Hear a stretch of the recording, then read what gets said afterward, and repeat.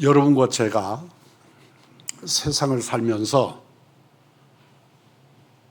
어떤 모양으로 세상을 살아가는가를 지켜보면 저 사람의 정체성이 뭐구나 하는 것을 알게 됩니다.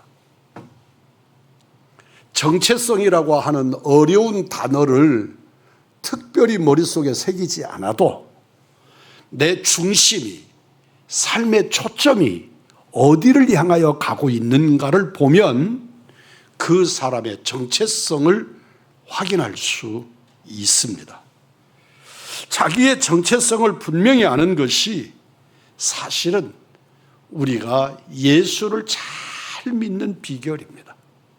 내가 죄인이라고 하는 정체성, 예수 이외에 다른 구원의 길이 없다는 것을 아는 정체성 등등이 그렇습니다. 그래서 그 옛날에도 교회 안에서 복음을 전합니다. 세상에 복음을 전할 때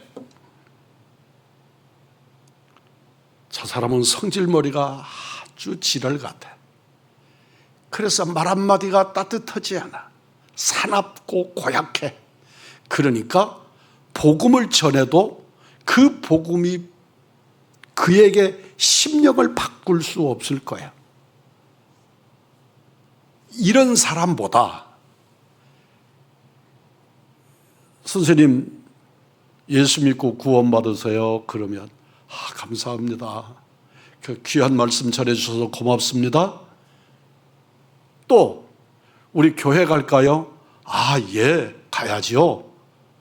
이런 사람이 월등히 다르게 교회 나올 확률도 떨어지고 실제로 삶의 변화도 일어나지 않는 것을 보았습니다.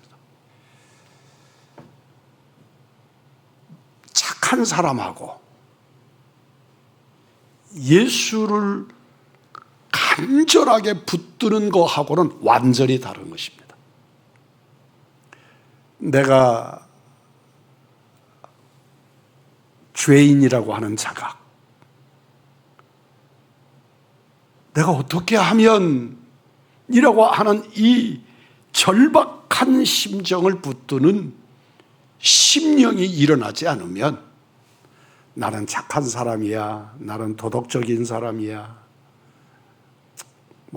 교회 가면 좋지만 안 간다고 문제될 게 뭐 있어, 내가 착하게 살면 되지, 그런 도덕적인 사람이에요. 자기 정체성을 확립하기가 여간 어려운 일입니다. 사탄이 공격하는 것 중에 무서운 공격이 이 정체성에 대한 아이덴티티에 관한 공격입니다. 사탄은 스스로를 잘못 바라보게 하는, 왜곡되게 보게 하는 시험을 제공합니다.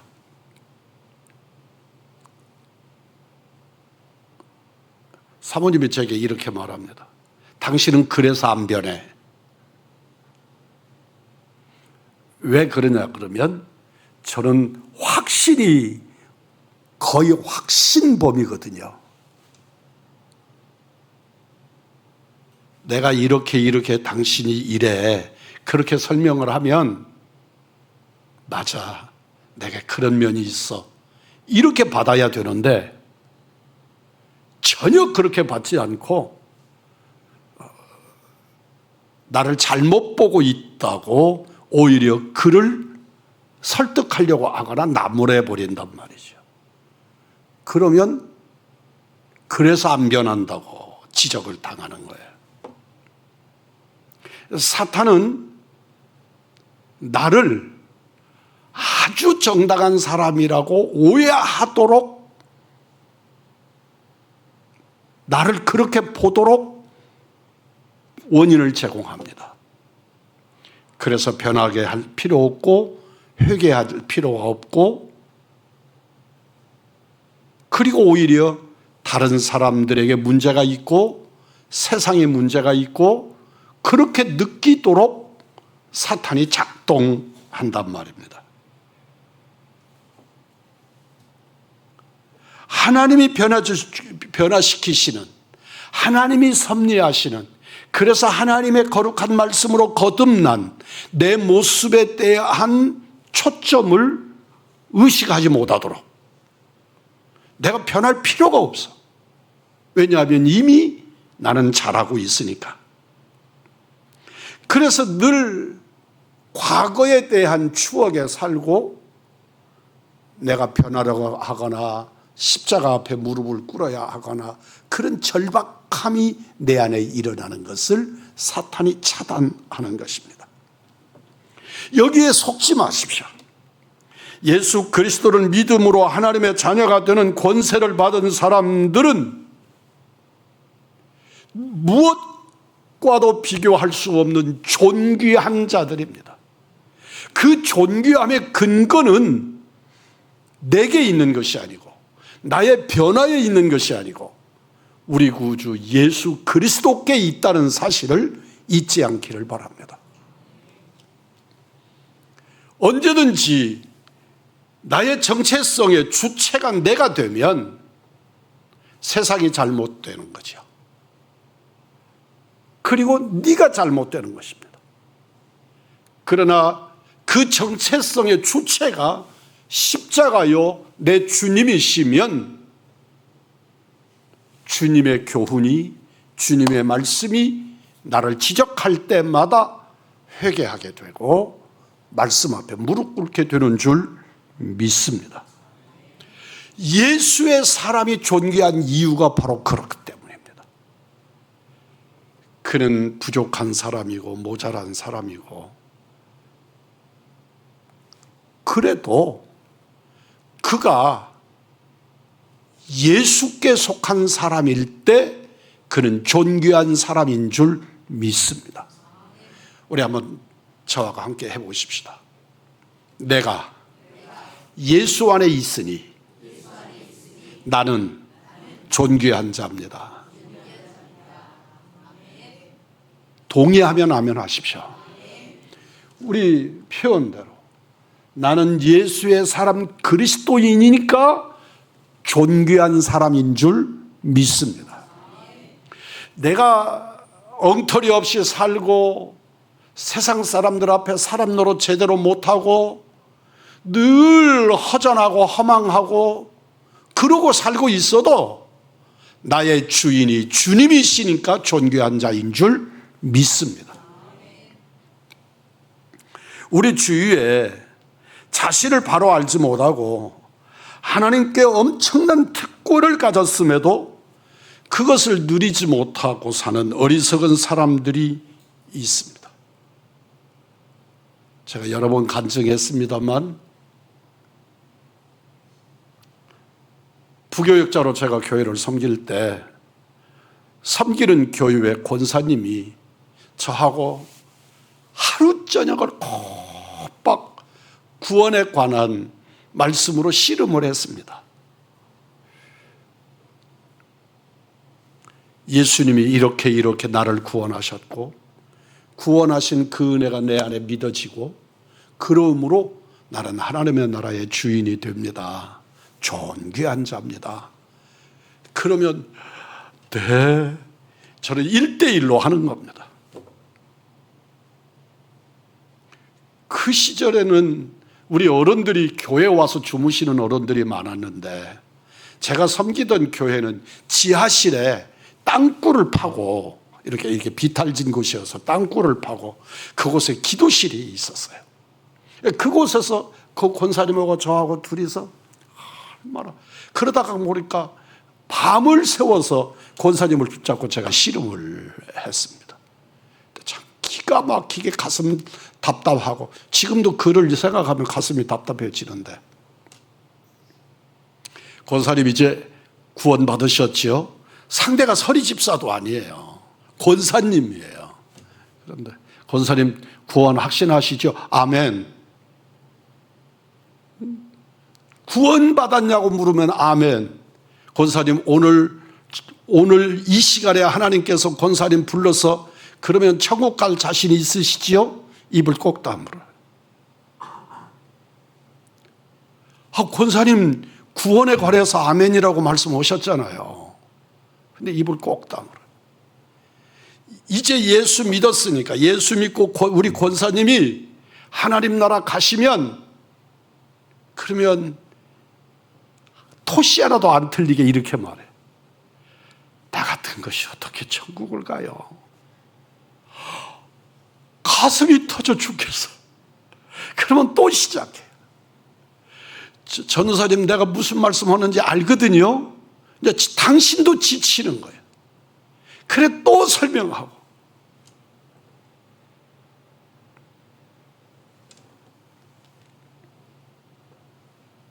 내가 예수 믿고 엄청난 하나님의 나라를 누리는 특권을 받았음을 모르는 거예요. 인정하지 않는 거예요. 왜냐하면 자기 정체성이 확립되어 있지 않으니까. 내가 하나님의 아들이요 딸이요, 예수를 믿음으로 하나님이 나를 양자 삼으셨고 나를 의롭다 하시고, 그러므로 나는 죄인이라도 부족한 사람이라도 여전히 내 안에 오물들을 뒤집어 쓰고 살아도 그 예수를 믿는 믿음이 나를 하나님의 나라의 그 백성으로, 아버지의 자녀로 삼아주신 것을 믿으십니까? 이 믿음의 정체성이 확립되지 못하니까 세상 말로, 못 알아듣는 말로 말하면 예, 아멘 이러다가 천국 갈 수 있느냐고 물으면 나 같은 것이 어떻게, 그리고 사람을 폭창을 터지게 만드는 거예요. 결국은 결론을 내리지 못했어요. 그리고 그분의 죽음이 비참하게 끝나는 것을 그리고 제가 그분 장례를 치르면서 정말 아파했던 기억을 갖고 있습니다. 하늘과 땅의 모든 권세를 가지신 주님을 믿고 그 주님으로부터 놀라운 복을 받아 누릴 특권을 받았음에도 그걸 누리지 못하는 거예요. 사랑하는 성도 여러분, 특권을 가졌다는 것을 몰라서 그럴 수도 있지만, 알고 있음에도 불구하고 자가가 정체성이 확립되지 않아서 자기 윤리가 자기를 더 강력하게 지배해서 결국은 구원의 음성에 화답하지 못하는 이 안타까운 모습을 발견하게 됩니다. 무엇보다도 우리들 자신을 바라보는 눈이 달라지기를 주의 이름으로 축복합니다. 따라서 합니다. 나는 예수로 인하여 구원받았다. 확정하시기를 바랍니다. 구원받은 우리들입니다. 내가 오늘 이 시간에 주님이 불러가셔도 나는 하나님의 나라는 내 것이다. 나 때문이 아니라 예수님 때문인 줄 믿습니다. 사도 바울은 본문에서 자신이 새로운 시각으로 세상과 자신을 보는 눈이 과거와 달라졌다고 고백하고 있습니다. 16절입니다. 그러므로 우리가 이제부터는 아무 사람도 육체로 알지 아니하노라. 비록 우리가 그리스도도 육체로 알았으나 이제부터는 이같이 알지 아니하노라. 사랑하는 성도 여러분, 과거에 예수 모를 때, 예수가 부정될 때, 예수가 믿어지지 않을 때 나는 육체로 알았지만 이제는 하나님의 자녀로, 하나님 나라의 백성으로, 그 나라의 시민권을 가진 자로 우리의 믿음이 확립된 줄 믿습니다. 여기서 육체대로는 세상적인 관점으로라고 하는 말로 바꾸어도 됩니다.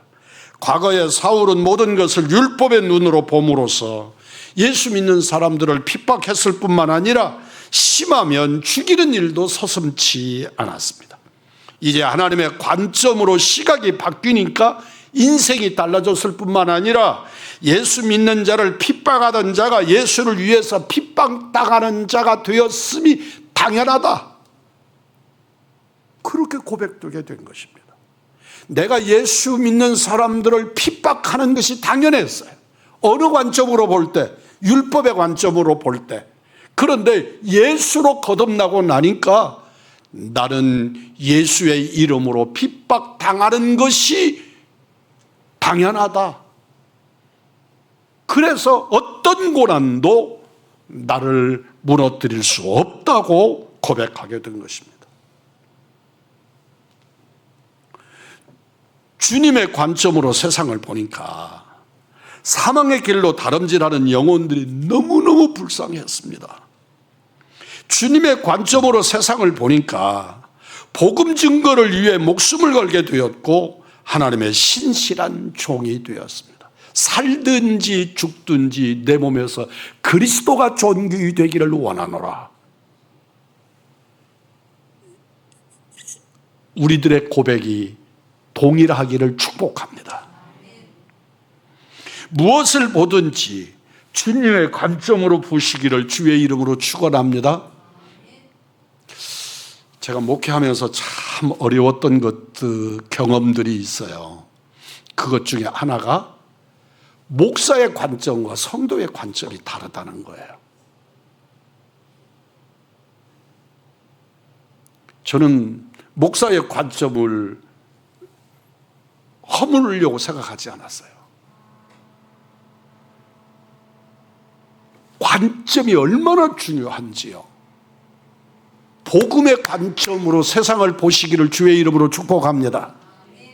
세상의 관점으로, 물질의 관점으로, 육체의 관점으로 바라보면 사도 바울이 고백한 대로 우리는 미친 사람들이다. 세상이 우리를 바라볼 때 미친 사람들이다. 정신 이상자들이다, 그 말입니다. 그러나 하나님 나라의 관점으로 바라보면 세상에 주님 모르고 사는 사람들이 너무나 불쌍하고 안쓰럽고 그런 겁니다. 그러니까 사도 바울은 그 자리를, 그 일을 위해서 생명을 걸었다 고백하고 있는 것입니다. 인간의 시각이 아닌 영적인 시각으로 바라보시기를 주의 이름으로 축복합니다. 우리가 외모를 바꾸고 치장하는 것보다 시각을 바꾸고 관점을 바꾸는 것이 월등히 중요합니다. 우리 한국교회 한때 정말 유명했던 명성훈 목사님이 여성들의 화장을 세대에 따라 다르답니다. 화장할 필요 없는 10대가 바르는 것을 치장이라고 그런답니다. 용어 자체를 용납할 필요는 없어요. 그 해석할 필요 없습니다. 20대가 하는 것을 화장이라고 그런답니다. 지금 20대들이 화장하고 있으면 화장하고 있는 거다. 30대가 바르는 것을 분장이라고 한답니다. 이 자리에 오신 분들 중에 분장하고 오신 분들이 계신 거죠. 40대가 바르는 것을 변장이라고 한답니다. 50대는 무장이라고 한대요.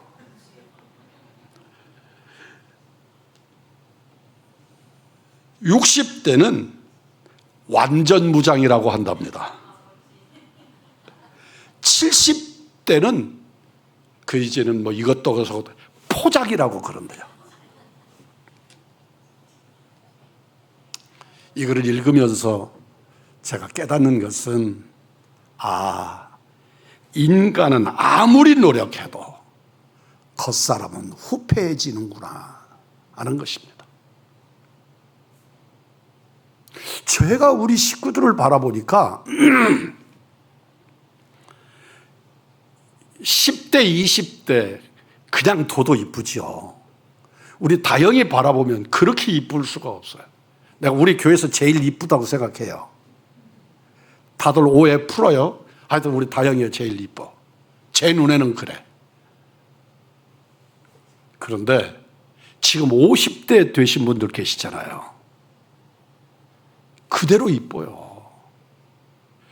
나이만큼 이쁜 거예요. 나이 먹어서 늙었으니까 안 이쁘다가 아니라 그 나이에 맞도록 정중하게 이뻐요. 우리 강 권사님, 에이 우리 권사님 그래요. 아니에요. 이뻐요. 그 연륜만큼 이쁜 거예요.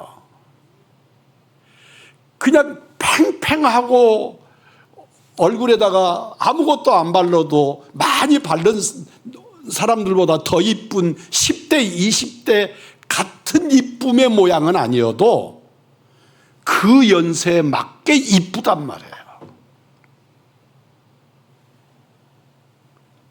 여러분, 그렇게 많던 머리카락도 줄어들어서 저처럼 되고, 제가 얼마나 열심히 염색하는지 몰라요. 나 때문에 염색하는 게 아니고 우리 성도들 때문에 염색합니다. 그리고 왜 이곳저곳이 아픈지 모르겠어. 그렇다고 어디가 아프다고 표현하기에는 좀 그래. 그래도 젊었을 때처럼 그러지 않고 자고 나면 벌떡 일어나던 20대, 30대, 한 50대까지도 그랬던 것 같아요. 근데 그게 만만치 않아요. 사랑하는 성도 여러분, 우리에게 중요한 것은 겉사람이 아니라 속사람이라는 사실을 잊지 않기를 바랍니다. 외모를 바꾸는 것보다 우리의 시각을 바꾸는 것이 월등히 중요합니다. 그냥 얼굴에 보톡스 맞아가지고 이상하게 울퉁불퉁하게, 나 보면 알아. 아, 보톡스구나. 안다고. 그렇게 이쁜 것보다 그냥 주님이 주신 모양대로, 그런데 그 안에 품격이 있어서 인격으로 이쁜 모습을 가지는 게 훨씬 더 고상해요. 사도 바울은 다메섹으로 가는 길에서 주님을 만난 후에 그의 시각이, 생각이 완전히 바뀌었습니다. 더 이상 세상 관점으로 보지 않고 주님의 관점으로 세상을, 사람을 보게 된 줄 믿습니다. 그래서 17절입니다. 그런즉 누구든지 그리스도 안에 있으면 새로운 피조물이라, 이전 것은 지나갔으니 보라 새 것이 되었도다. 거울을 보시면서 보라 내가 새 것이 되었도다. 맞습니까? 오늘 우리 교회는 큰 거울들이 몇 개 있어요. 그 앞에 지나갈 때마다 보라 내가 새 것이 되었도다. 그리고 지나가시기를 바랍니다. 우리 문권사님 거울 앞에 서서 보라 나는 새 것이다. 예수로 거듭난 여러분이기를 주의 이름으로 축복합니다. 우리 인생의 새로운 포지션을 얻을 수 있는 것은 내가 새로운 피조물이 되었기 때문입니다. 새로운 상태로 변합니다. In Christ. 그리스도 안에 있으면 새로운 사람이 됩니다. 이 말은 정말로 중요한 말입니다. 우리가 예수 그리스도를 믿고 예수 그리스도 안에 있으면 우리는 새로운 신분의 사람으로, 죄인의 신분에서 의의 신분으로 바뀌어진 줄 믿습니다. 소속이 바뀌었습니다. 예수님을 알지 못할 때 우리는 사탄의 권세 아래 있었습니다. 내가 아무리 이 모양 저 모양으로 나를 가꾸었어도 내가 소속이 사탄이었습니다.